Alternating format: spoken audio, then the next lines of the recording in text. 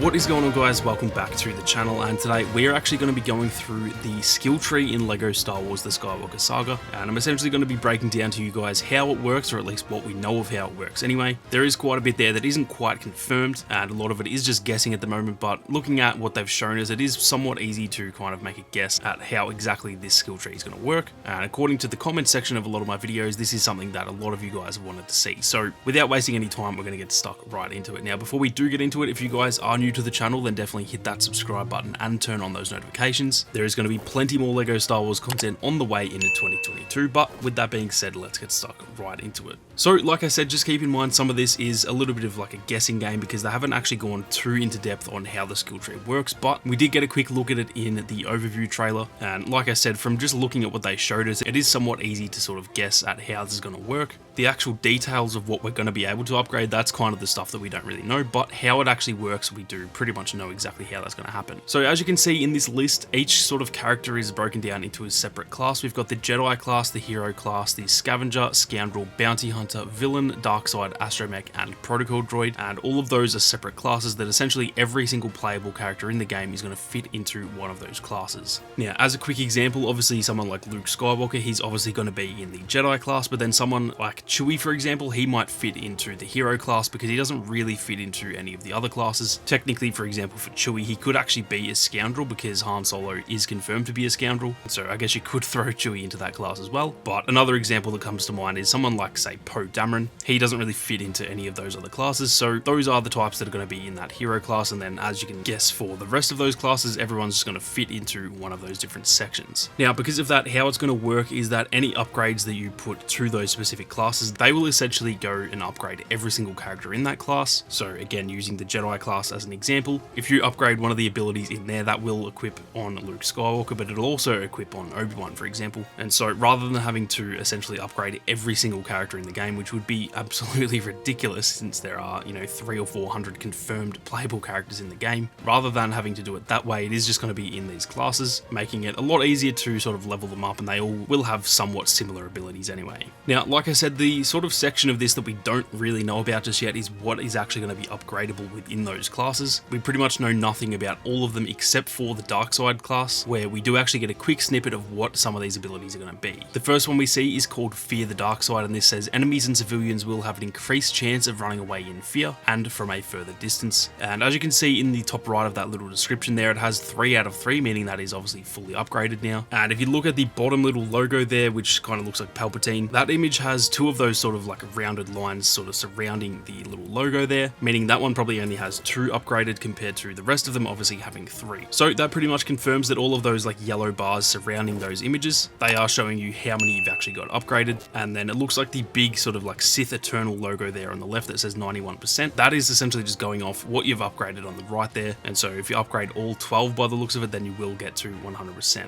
Now, the next ability for the Darkside is called Power Push, and it says Force Push will knock back more enemies and objects over a wider range. We then see Force Crush, and it says repeatedly damage enemies grabbed with the Force. And then the Dark Rise ability says boost the power and capabilities of Force Lift. And as you can see below that, it actually says the current level, which says non-droid enemies such as Stormtroopers can be thrown with the trigger. And then we don't actually get to see what it says underneath that for the next level, but yeah, that's kind of a quick little look at what some of these upgrades are going to be, and they will obviously be different for every single class. Now, the very last thing that I wanted to touch on is that there is also the core upgrades as well, and they don't seem to be under any specific class. And so what I assume those core upgrades are going to be is stuff like your health, for example. So I would imagine that we can maybe upgrade our health for essentially all characters at once. So let's just say you start off with 3 hearts. If you upgrade your health, then it will go to 4 hearts, but rather than that happening for any specific class, for example, that could just be essentially upgrading every single character that you play as. So again, that is a little bit of a guessing game. I'm not 100% sure if that is confirmed, but that's what I assume those core upgrades to be anyway. And so essentially the quick rundown of it is that the core upgrades are going to upgrade every single character, and they're just a quick little upgrade for everyone that you can play as, while the class upgrades, they are essentially just going to upgrade anyone who is within that set class. So that is pretty much it for how the class system or the skill tree system is going to work in LEGO Star Wars The Skywalker Saga. Like I said, a little bit of this was a guessing game because we don't really know,